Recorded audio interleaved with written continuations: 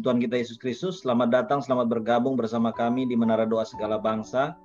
Baik Bapak Ibu Saudara yang menyaksikan lewat Zoom maupun YouTube channel Menara Doa Segala Bangsa. Baik, waktu selanjutnya kami persilakan Pak Erik untuk menyampaikan. Ya, terima kasih atas kesempatan. Ini adalah kesempatan kedua bagi saya untuk menyampaikan pesan kesehatan. Kalau yang lalu kita berbicara bahwa sebenarnya usia kita itu bisa jauh lebih tinggi dikarenakan jaga pola kita, khususnya berkaitan dengan sistem imun tubuh kita. Malam ini kita akan bicara bagaimana antara usia KTP dan kemudian usia biologis itu pengaruhnya beda banget. Nah, kita bisa saja berumur 50 tahun atau 60 tahun. Tetapi usia biologis kita bisa jauh di atas usia KTP atau justru jauh lebih muda dibanding usia KTP kita. Jadi usia biologis itu pengaruhnya banyak sekali. Nanti saya akan mengungkapkan beberapa hal yang mempengaruhi usia kita. Jadi bedakan antara usia biologis dengan usia KTP. Usia KTP di mana tercatat kita lahir, tanggal kita lahir, sampai sekarang itu adalah usia yang di KTP. Jadi kalau lahir tahun 50, berarti sekarang sudah 70 tahun. Pas kalau di bulan September, tanggal 2 hari ini. Kalau dia 2 September tahun 2000, berarti saat ini dia 20 tahun. Seperti itu usia KTP. Tapi usia biologis berlaku tidak demikian. Usia biologis itu berlaku berkaitan dengan yang namanya apa yang terjadi di dalam tubuh kita, perbaikan sel demi sel yang terjadi di diri kita, itu biasanya jumlah perbaikan dengan jumlah yang kerusakan itu semakin lama itu semakin menurun jumlah perbaikannya dibanding yang rusak seperti itu. Pak Erik bisa minta tolong kameranya kok goyang-goyang ya? Oke. Ya, saya pegang ini. Saya sekarang lagi ada di ruang meeting yang lain dan tidak ada tempat untuk meletakkan handphone. Saya menyingkir dari ruang meeting. Jadi saya ini pegang ini. Jadi mohon maaf. Oke. Meeting sedang berlanjut, tapi saya sudah minta izin bahwa saya harus keluar dari ruang meeting dan sekarang saya di salah satu ruangan tidak ada tempat untuk meletakkan kamera, jadi sehingga saya harus pegang begitu. Mohon maaf. Oke, rekan-rekan begini. Jadi kalau kita bicara tentang usia biologis, itu bisa lebih tua, jauh lebih tua, atau bisa lebih muda. Nah, bagaimana kita bisa membuat usia biologis kita jauh lebih muda? Saya pengen cerita dulu. Saya pernah pada waktu sekarang usia saya 50, ini pada waktu Hospital Expo, di mana pada waktu saya masih kerja di rumah sakit dan saya diutus oleh rumah sakit untuk berada di expo tersebut untuk melihat alat-alat apa yang bisa kami beli untuk pemenuhan pemeriksaan diagnostik di rumah sakit. Nah, pada waktu saya berada di sana, terus kemudian saya baring di salah satu alat, salah satu direktur, salah satu anak perusahaan cabang rumah sakit kami mengatakan kepada saya, saya tidak mau, dia bilang gitu, nanti ketahuan penyakit saya. Nah, saya bilang, nggak apa-apa, justru kalau ketahuan malah lebih baik. Saya bilang, saya bisa melakukan prevention. Saya akhirnya baring di alat tersebut, kurang lebih sekitar 15 menit lah ya. Setelah 15 menit, akhirnya ketahuan hasilnya yang petugasnya terjadi penyempitan, dia bilang. Dan usia pembuluh darah Bapak, beberapa tahun setelah itu, akhirnya saya kena stroke. Saya kena stroke dengan tensi 237 ya, di atasnya, dan di bawahnya itu 210, atasnya 200, sistolnya 210, bawahnya 137. Dan ada 3 sumbatan di otak kanan saya. Dan untung saja karena saya kerja di rumah sakit dalam waktu singkat, saya nggak boleh pulang, dan di akhir tahun itu saya akhirnya masuk ke dalam HCU, Heart Care Unit, untuk menurunkan tekanan saya dan kemudian juga untuk mengatasi sumbatan yang ada di kepala saya. Sebelumnya, saya juga dideteksi pada waktu dengan alat itu bahwa usia pencernaan saya, usus saya, itu 80-an. Wah, lebih parah lagi. Itu yang menyebabkan kenapa saya diare berkepanjangan. Saya pernah diare 42 hari. 1 hari 7 kali. Anda bisa bayangkan, diare seperti itu menghajar diri saya 10 kilo. Turun berat badan saya, dan dicari penyebabnya tidak ada satupun yang tahu. Sudah endoskopi, laparoskopi, sudah macam-macam dilakukan. Kolonoskopi, dicari penyebabnya itu ada di mana. Apakah ada kanker, apakah ada parasit, atau ada luka dan lain-lain, dicari sedemikian rupa. Dan tidak ditemukan penyebabnya apa. Ini memperparah lagi. Waduh, akhirnya terngiang bahwa kenapa banyak orang yang mati muda gitu kan. Nah, ini pasti ada penyebabnya. Dan ternyata usia biologis itu pengaruhnya besar sekali dengan pola kita. Nah, malam ini saya ingin jelaskan secara singkat. Kalau Anda tanya ini berapa lama belajarnya? Wow, ini harus dijelaskan detail demi detail, dan banyak istilah-istilah ilmiah, istilah-istilah tertentu yang kadang-kadang susah dimengerti. Oke, tapi saya akan bawa kurang lebih 1 jam 40 menit ke depan, itu supaya rekan-rekan tahu bagaimana caranya untuk mendapat pola yang benar. Dan makanan apakah yang harus kita lakukan. Bahwa ternyata saya dasarkan pembicaraan atau penyampaian saya ini, kita bisa lihat di dalam Alkitab, bahwa ternyata memang ada satu hal yang penting dalam Amsal 17 ayat 22. Amsal 17 ayat 22 disebutkan apa? Hati yang gembira adalah obat yang manjur. Betul ya? Amen. Tapi semangat yang patah itu apa? Mengeringkan tulang.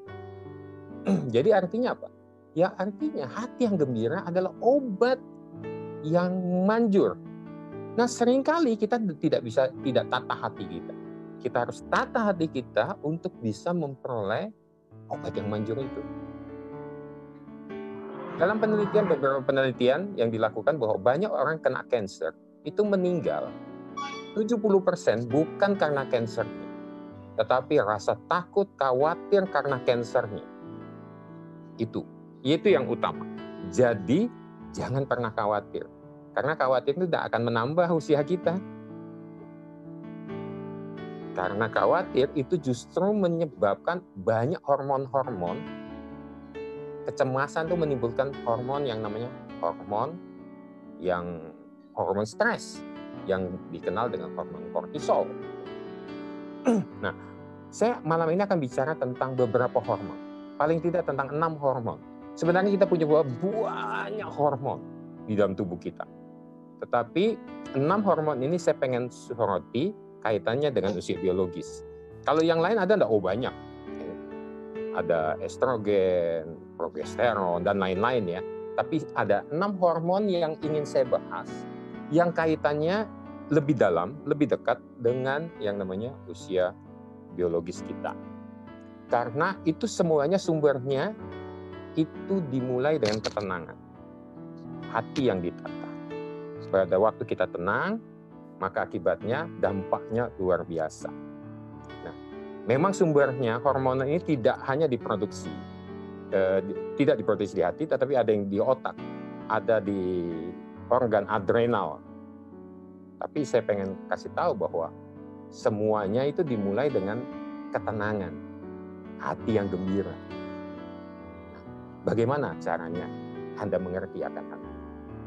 Nah, rekan-rekan sekalian, banyak orang yang akhirnya tidak tenang dikarenakan permasalahan hidup. Pada waktu permasalahan hidup melanda, dibutuhkan ketenangan dan kejernihan. Melekat di pohon hidup itu, air hidup itu.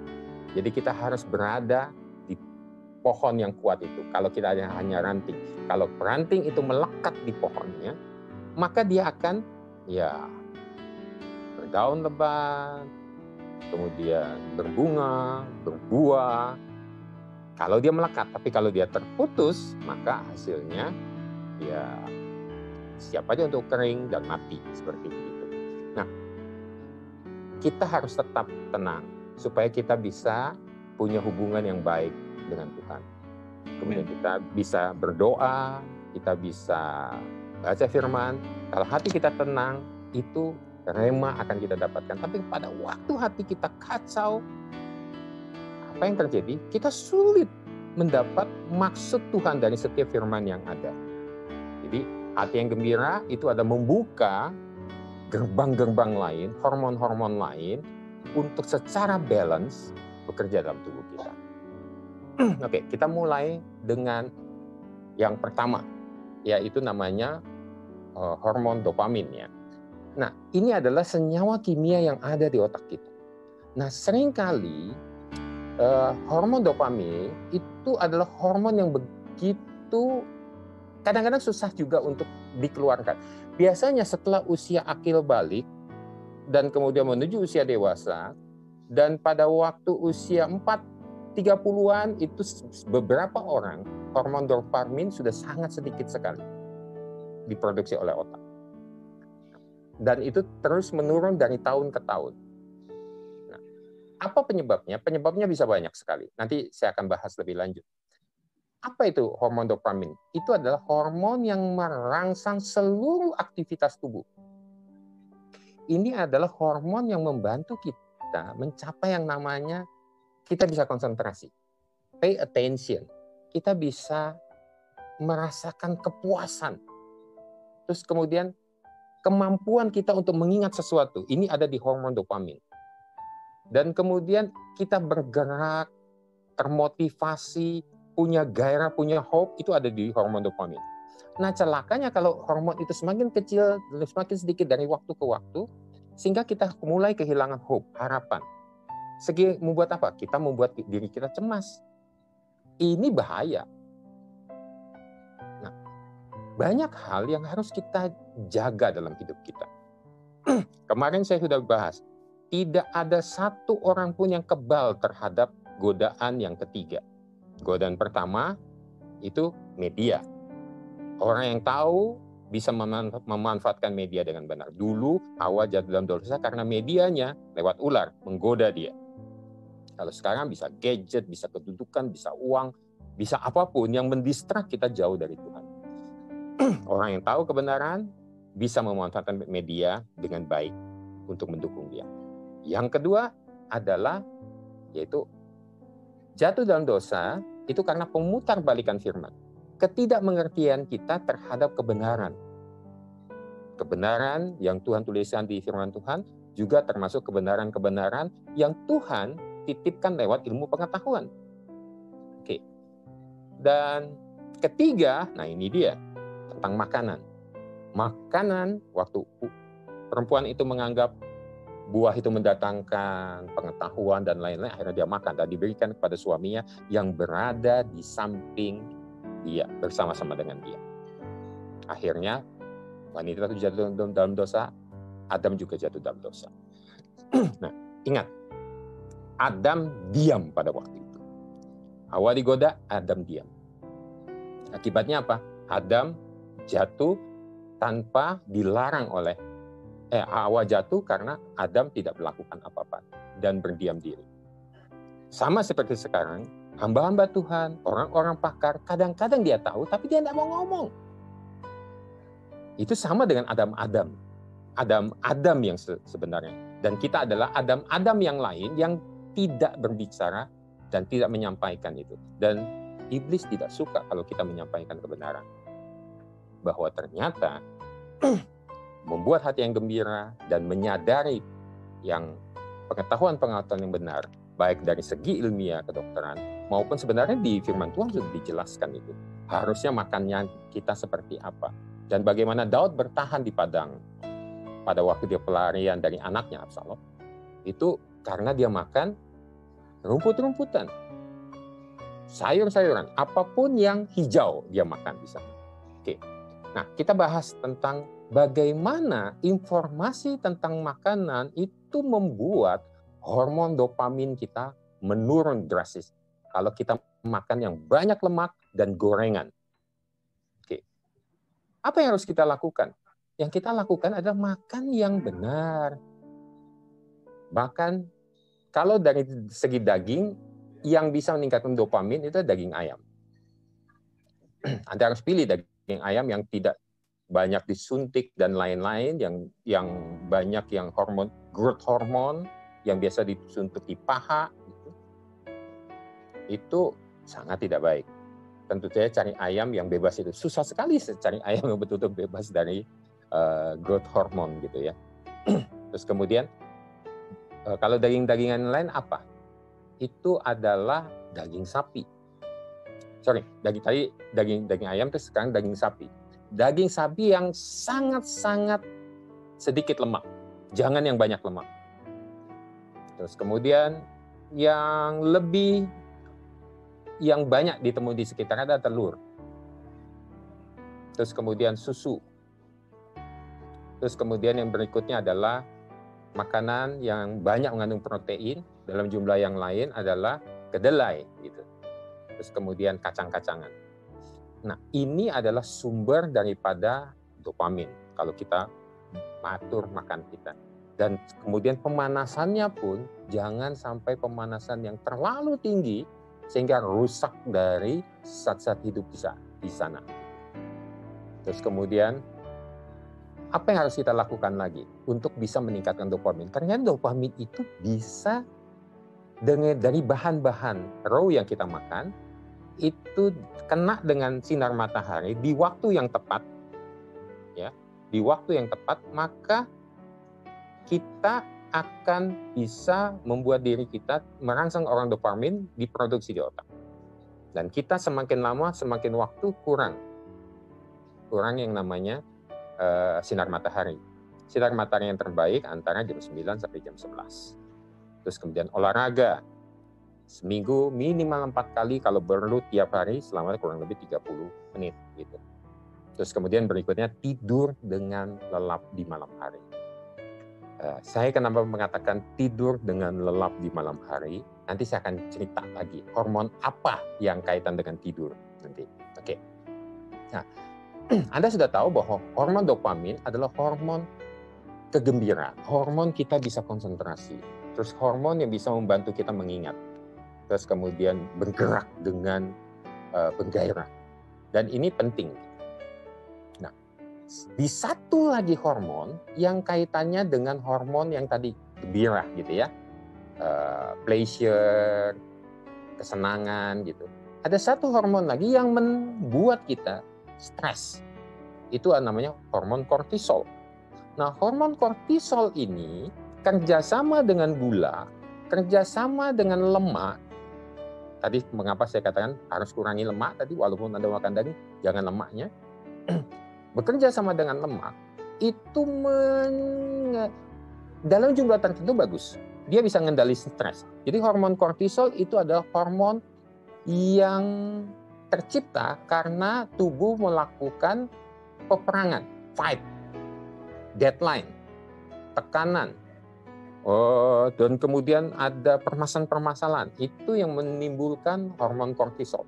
Dan hormon kortisol itu dibuat di mana? Di adrenal. Jadi di adrenal kita akhirnya keluar hormon yang namanya adrenalin, memicu gairah.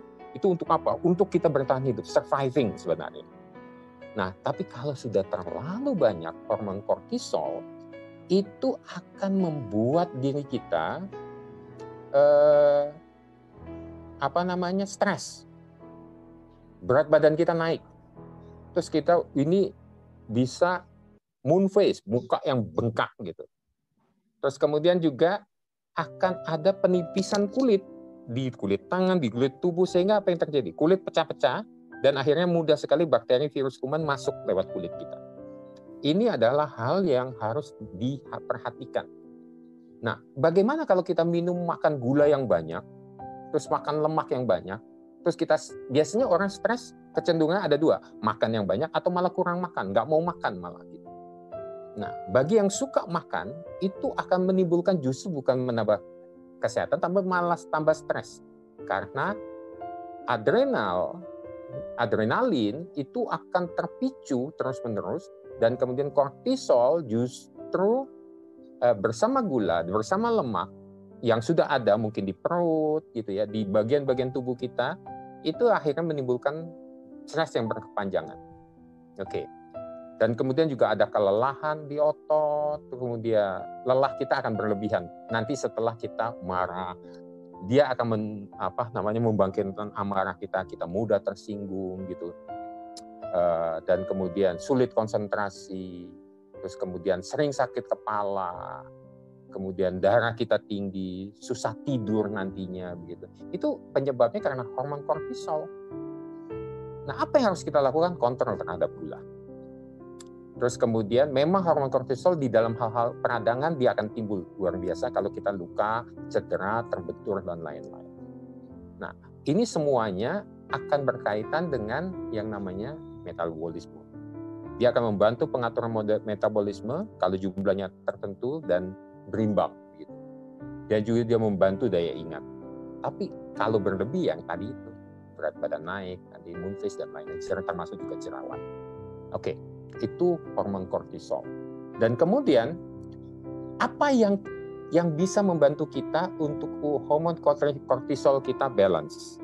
Nah, yang bisa membantu kita agar hormon kortisol kita balance itu adalah yang pertama kita lihat itu adalah istirahat cukup. Istirahat cukup dengan tidur nyenyak 2-3 jam tanpa mimpi, yang lainnya boleh lah dengan mimpi-mimpi. Tetapi kurang lebih 7-8 jam itu adalah yang sehat. Semakin usia kita semakin tua, kita susah sekali tidur. Saya mengerti. Nanti apa yang hormon yang bisa membantu kita tidur lelap? Nanti saya kasih tahu. Oke, next ya. Terus kemudian yang berikutnya, nah ini yang menurut saya penting gitu. Apa itu? Pada waktu kita rileks, kita bisa mengendalikan diri dan pikiran kita tenang, hati yang gembira tadi itu, maka yang terjadi hormon kortisol akan melemah, kalau sudah ketinggian dia akan turun atau dalam kondisi balance gitu ya. Hati yang gembira itu pasti. Nah, hormon kortisol itu akan berada pada kondisi balance pada saat kita punya hubungan yang baik dengan semua orang yang kita lagi setiap hari. Pada waktu kita bertemu dengan seorang yang kita jengkel, benci, itu hormon kortisol naik. Kalau dia naik, apa yang terjadi?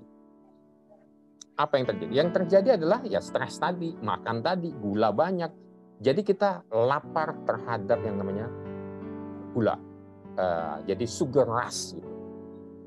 Jadi kita merasa lapar terus, ada lapar tuh, padahal kita nggak lapar sebenarnya. Karena apa? Kita lagi marah, kita lagi jengkel begitu. Jadi kita harus punya hubungan yang baik dengan orang lain. Jadi kesampingkan dendam. Jadi ingat pada waktu ada orang berbuat baik dengan kita, kita baik, oh itu biasa. Orang berbuat baik, kemudian kita lebih baik, oh itu biasa. Tapi kalau ada orang jahat, kita jahat, sama aja dengan orang lain di luar sana. Tapi kalau kita baik terhadap orang yang jahat kepada kita, ingat kata firman Tuhan, kita bagaikan menaruh bara api di atas kepala. Kita tidak kena, dia yang kena. Bukan jahat itu, tetapi justru dengan panas itu, yang api di bara atas kepala, ini sebenarnya dasar firman Tuhan itu dari mana sih? Kok taruh bara api di atas kepala orang itu seakan-akan jahat sekali? Ternyata tidak. Di Eropa ada kebiasaan di sebuah desa kecil di Italia, mereka punya kebiasaan begini. Pada waktu di musim dingin, ada tamu datang, baik itu orang tua atau siapapun yang datang, mereka tidak akan pernah memberikan air untuk cuci tangan. Tidak ada pernah menyediakan air untuk cuci muka. Tidak minta dari setiap orang itu di perapian. datang ke perapian. Tidak. Yang dilakukan adalah mencopot topi yang menutup kepala orang tersebut, terus kemudian diberikan kain yang sudah digantung dekat perapian. Dan itu panas sekali. Dan pada waktu orang itu datang, tamu itu, dia akan kasih kain itu untuk apa? Untuk ditaruh di atas kepalanya. Rupanya dari atas kepala, itu akan, panasnya itu mengalir dari kepala turun ke bawah. Supaya orang yang datang itu terhindar dari kebekuan otak. Terhindar dari kemampuan atau mengingat, berpikir, berbicara kurang. Dengan kain panas tersebut. Nah, istilah bara api di atas kepala itu memberikan kebaikan yang tidak pernah terbayangkan karena dia, orang itu sedang bermasalah. Pola pikirnya nggak benar. Itu seperti itu sebenarnya arti firman Tuhan. Nah, rekan-rekan di sini, jadi apa yang harus kita lakukan? Yang kita harus lakukan berbuat baik dengan orang lain. Maafin dia. Karena kalau dia tetap marah, dia yang rugi. Kita kalau ikut marah juga, kita juga rugi. Jadi apa yang harus kita lakukan adalah ya kita tahan diri. Tetap jalin hubungan yang baik dengan setiap orang. Satu musuh terlalu berlebihan. 1000 teman kurang. Jadi apa yang harus kita lakukan? Yang harus kita lakukan adalah punya banyak teman dan tidak ada musuh. Terus kemudian berikutnya adalah, nah ini, Anda sudah mulai salurkan kebiasaan Anda lewat apa? Lewat kebiasaan yang namanya merawat sesuatu. Kalau Anda punya bayi, enak untuk merawatnya. Kadang-kadang banyak ibu-ibu, bapak-bapak juga stres kalau punya bayi. Karena apa? Bangun di tengah malam, harus buat susu dan lain-lain. Oke. Yang mungkin lebih sederhana, kalau Anda sudah juga berusia susah punya bayi lagi, apa yang harus dilakukan? Yang dilakukan adalah rawat hewan. Pak, saya nggak suka kucing, nggak suka anjing, tapi saya suka ular. Ya sudah, rawatlah ular. Kalau Anda suka, wah saya nggak mau suka itu Pak, saya mau suka yang ada di tangki. Ya, di tangki itu apa? Oh, ikan. Ya, rawatlah ikan. Punya ikan di akuarium. Kalau Anda punya yang lain misalnya, Pak saya nggak suka hewan yang bergerak Pak, saya sukanya tanaman. Ya sudah, mulailah bercocok tanam di pot, tanaman buah dalam pot, tambulapot, atau apapun. Karena lahan Anda kecil mungkin, silakan. Kalau lahan Anda besar, silakan bertani. Silakan tanam pohon-pohon besar dan Anda rawat. Itu yang akan membuat kortisol Anda balance. Terus kemudian makanan yang baik untuk bisa membalancekan kortisol kita, itu ada pir, buah pisang, teh. Teh itu bisa teh hijau, teh hitam, tapi tanpa gula. Ingat, tanpa gula. Kalau ada gulanya, itu justru memicu makanan sugar rush itu luar biasa gitu. Nah, akhirnya dampaknya kegemukan. Terus yogurt dan kemudian minum air murni. Ingat, saya bilang air murni, bukan air mineral, air murni. Oke, ini akan membantu kita mengendalikan hormon stres kita. Oke. Yang berikutnya, nah, rekan-rekan, saya ingin bicara tentang yang berikutnya apa?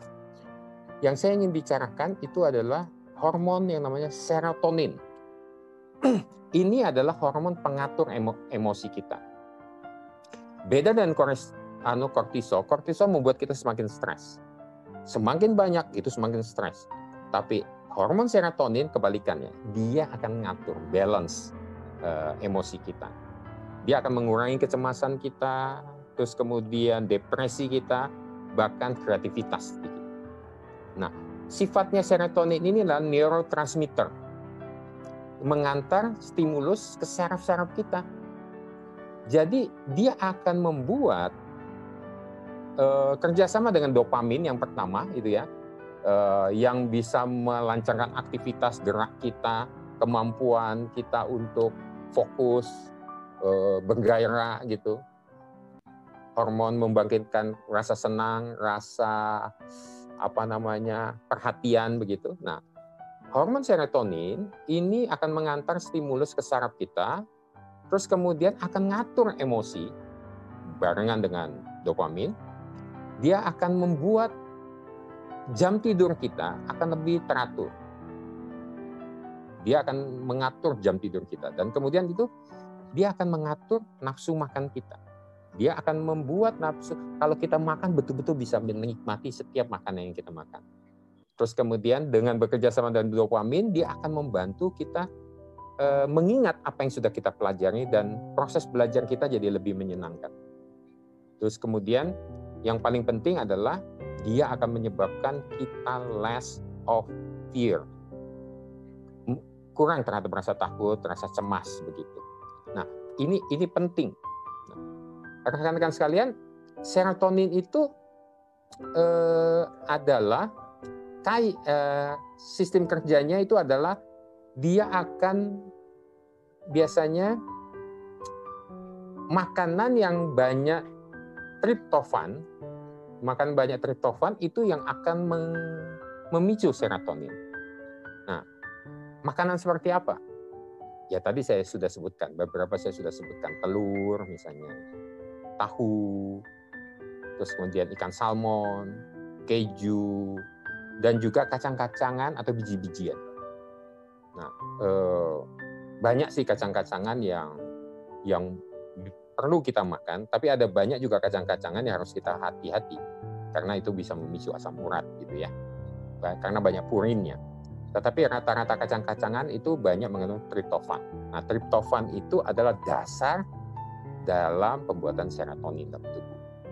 Jadi kalau Anda banyak makan telur, kuning telur khususnya, tahu, di luar kolesterolnya ya kita bicara itu ya, keju dan kacang-kacangan biji-bijian, maka itu akan membantu serotonin lebih optimal.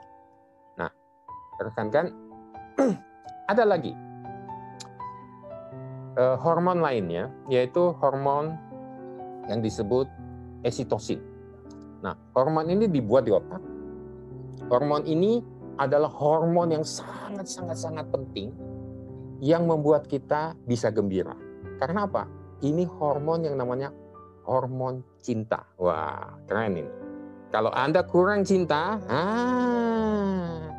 ini hormon ini yang Anda kurang.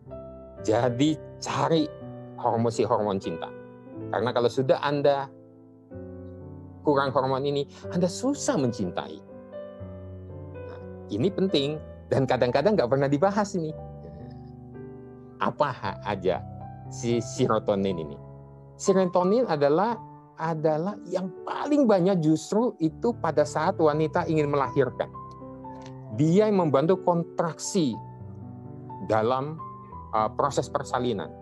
Tanpa serotonin, oksitosin, maka wanita tersebut susah sekali melahirkan. Kontraksinya jadi nggak benar. Sehingga dokter harus menginjeksi oksitosin. Hormon oksitosin membantu pembukaan rahim.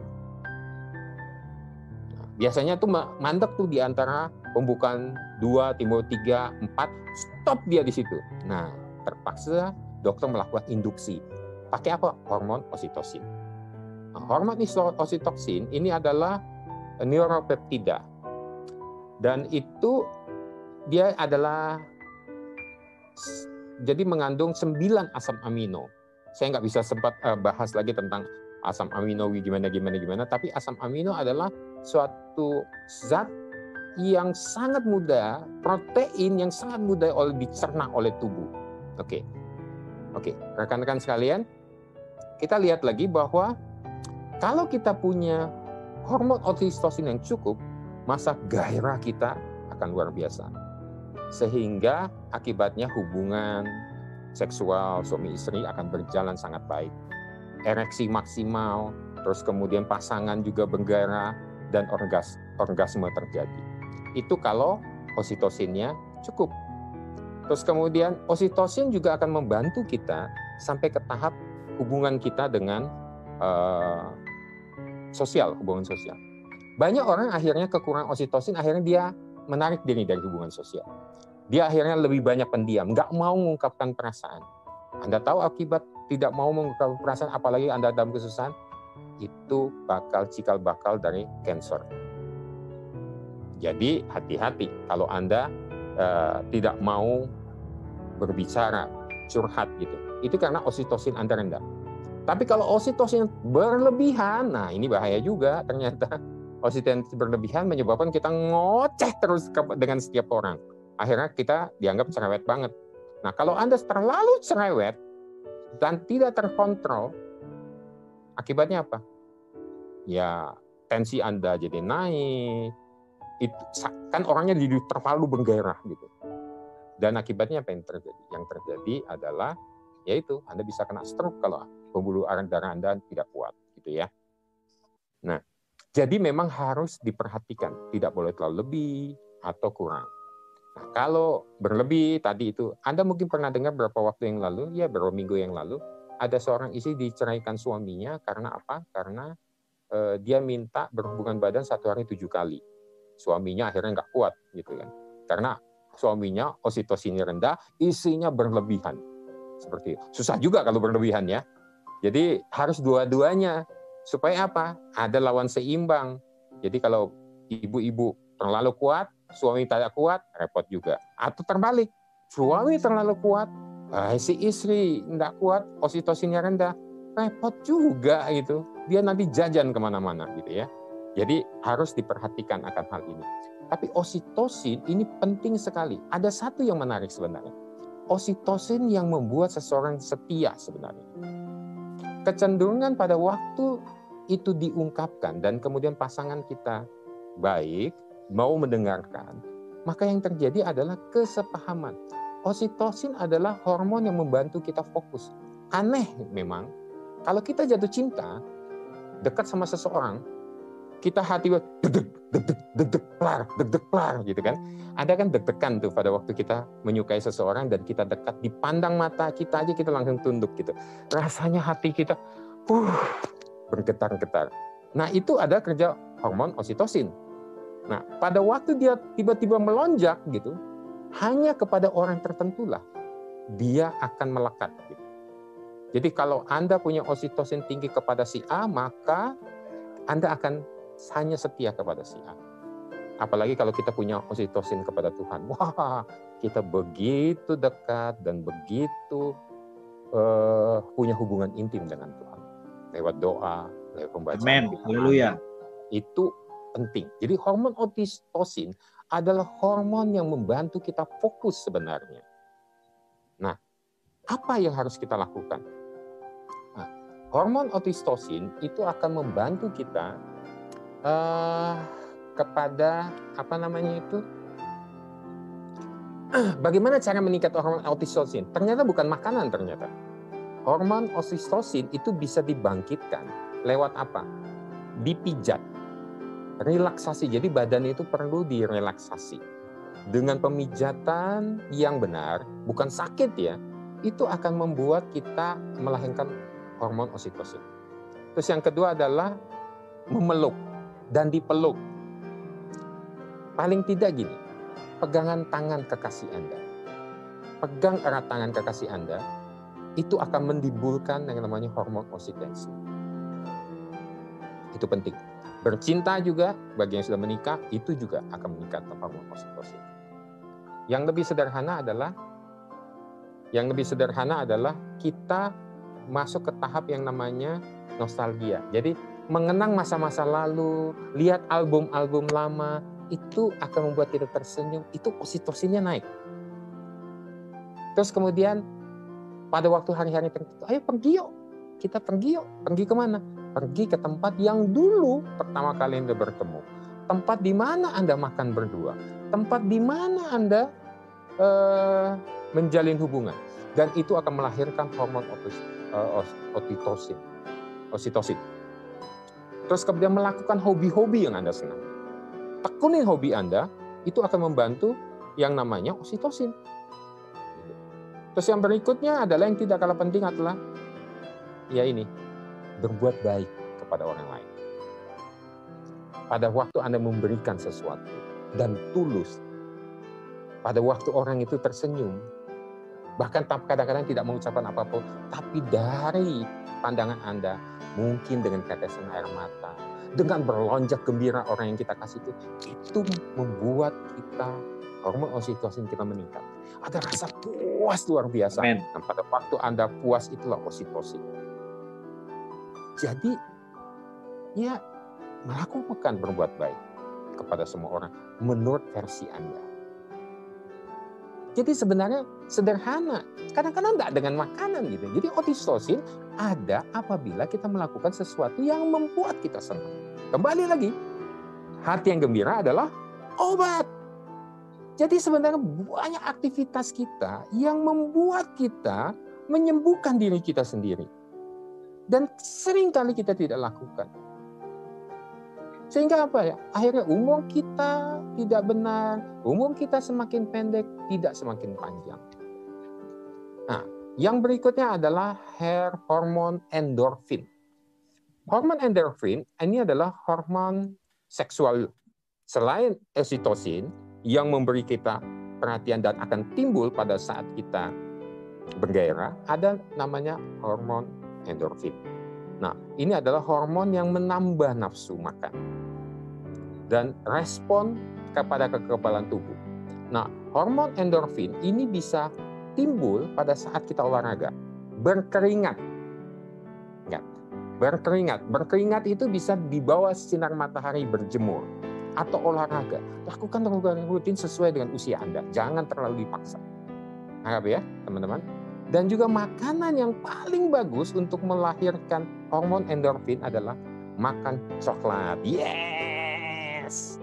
Tapi ingat, dark coklat, bukan coklat manis. Wah, nggak enak lagi, Pak.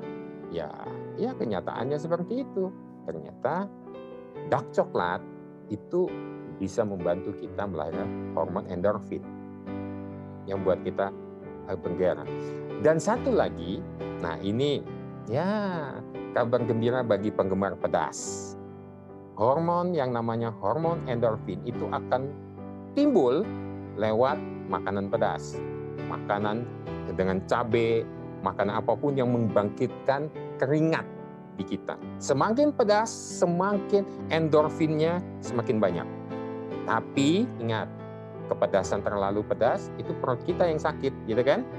Jadi harus perhatikan makanan kita, tingkat kepedasannya yang sesuai, yang bisa kita handle. Jangan sampai terlalu pedas juga, sehingga akhirnya kita buang-buang air di belakang, diare yang berkepanjangan. Jadi tidak bagus juga, gitu ya.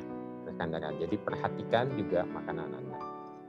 Dan yang terakhir, nah ini adalah hormon yang membantu kita tidur nyenyak. Apa itu? Melatonin. Biasanya hormon melatonin itu sampai dengan usia kita remaja itu antara 5 sampai 25 mg dipacu di otak kita. Tetapi hormon melatonin ini di otak, di hormon pineal kata disebutkan seperti itu. Ini yang membuat yang namanya anti penuaan. Semakin banyak hormon melatonin itu kita jadi bergairah, jadi remaja, dan dia akan membantu seluruh proses regenerasi sel tubuh kita maksimal. Sehingga kekurangan hormon melatonin itu membuat sengsara. Karena apa? Anda nggak bisa tidur. Jadi hormon melatonin itu membantu Anda tidur dengan baik. Jadi Anda harus cari hormon yang namanya melatonin. Dia juga akan membantu ritme jantung Anda berdetak dengan yang namanya gerak ritme yang normal, bukan aritmia, bukan yang dedek gitu. Nah, itu bahaya. Nah, biasanya hormon melatonin itu timbul pada saat gelap. Jadi, kalau mau tidur harus gelap. Hormon melatonin maksimal. Jadi kalau tidur dengan lampu, saya bertahun-tahun, Anda bisa konfirmasi dengan istri saya. Istri saya kebetulan ada dalam ruangan ini juga. Dia pasti tahu bagaimana saya hidup tidak pernah matiin lampu kalau tidur. Nggak pernah matiin lampu. Sampai saya tahu bahwa ternyata itu kebiasaan jelek. Mati lampu bukan hanya artinya menghemat listrik. Mati lampu ternyata itu membantu hormon melatonin itu bekerja maksimal dan keluar. Dan dia membantu kita tidur lebih nyenyak. Jadi, apa yang harus kita lakukan? Anda harus tidur dengan mati lampu. Jadi semakin gelap tempatnya, itu akan membantu kita tidur dengan lebih nyenyak, seperti itu. Karena dia mengatur jam tidur kita sebenarnya. Apa makanan yang paling bisa membantu kita menghasilkan hormon melatonin? Itu pertama pisang. Terus kemudian tomat. Jadi tomat itu bisa dimakan langsung atau dibuat sop gitu ya, campuran masakan-masakan. Jahe. Pak, pisang apa Pak? Maaf ya, saya potong dikit. Oke, pisang bisa pisang apa saja Bapak. Sepisang pada umumnya sebenarnya seperti itu. Jadi Anda suka pisang moli, silakan. Mau pisang tanduk silakan, pisang raja silakan. Pisang burung misalnya silakan. Pisang apa saja yang ternyata itu banyak sekali bahan dasar melatonin, Pak. Seperti itu. Jahe itu panas sifatnya, itu bagus. Terus kemudian karena di pisang itu ada jadi pisang itu ada yang namanya ada magnesium, ada potasium. Nah, itu akan membantu kita maksimal. Atau jahe tadi saya bilang yang panas-panas tadi, selain tadi yang menyenangkan yang timbul oksitosin itu, dan itu makan apa? Yaitu cabai-cabean tadi ya. Terus kemudian biji bunga matahari. Ingat, cari biji bunga matahari yang tidak asin. Tapi cari biji bunga matahari yang tidak asin, yang banyak sekali dijual. Terus almond, cherry, yogurt, itu adalah yang bisa menghasilkan melatonin.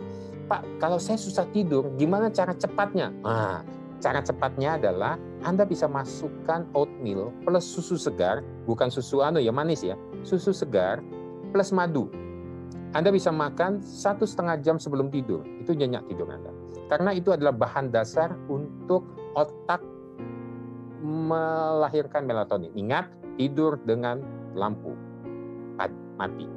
Terus atau pisang plus almond, kacang almond. Itu bagus banget. Bahkan itu adalah bahan untuk juga banyak tryptophan. Untuk apa?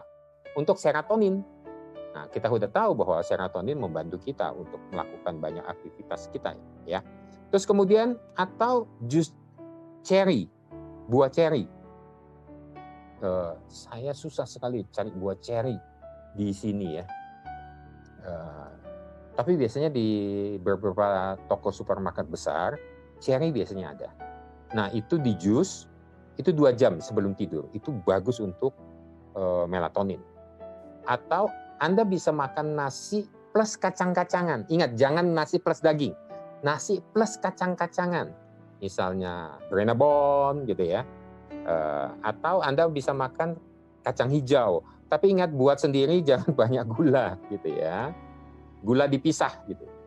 Terus kemudian karena dia banyak mengandung magnesium, kalium dan vitamin B yang jadi membantu kita untuk bisa lebih rileks dan melatonin akan bekerja dengan baik. Atau kalau Anda punya keju di rumah, ya keju dengan biskuit. Ternyata makan 2 jam sebelum Anda tidur, jadwal Anda tidur misalnya jam 10, jam 8 makannya itu akan membantu kita untuk rileks. Ingat, jangan pernah tidur pada waktu perut lapar. Kita pasti nggak bisa tidur. Dan hormon melatonin tidak banyak bisa terproduksi. Akibatnya apa? Kita susah tidur. Atau kita bisa makan ubi jalar. Ubi apa namanya? Ubi jalar ya. Ubi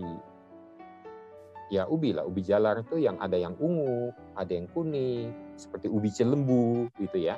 Itu termasuk ubi jalar. Terus kemudian plus sayuran. Jadi itu yang kedua kombinasi ini akan membantu kita secara cepat 2 jam sebelumnya, sebelum tidur, itu akan membantu melatonin itu bisa terproduksi dengan baik. Jadi kesimpulannya apa? Kesimpulannya makan kita, pola tidur kita, pola olahraga kita, pola istirahat kita itu akan membantu tubuh kita maksimal gitu bekerja. Dan kemudian akibatnya apa? Jadi kembali lagi, hati yang gembira adalah obat, dan akhirnya apa? Membuat kita lebih awet muda. Haleluya. Lebih dari usia tubuh kita. Nah, rekan-rekan, saya pikir dengan kurang lebih tadi hampir 1 jam ya, kurang lebih 1 jam, ini membuka wawasan Anda bahwa sebenarnya di firman Tuhan sudah diajarin, hanya saja kita nggak tahu implementasi cara kerjanya saja, gitu kan. Nah, sekarang berharap dengan kurang lebih 1 jam pembicaraan kita membuka mata kita bahwa hati yang gembira itu sederhana loh. Hormon-hormon kita bekerja maksimal loh apabila kita melakukan dengan tepat. Semoga apa yang saya paparkan malam ini membuka wawasan Anda harusnya seperti apa hidup kita. Begitu ya teman-teman ya. Oke.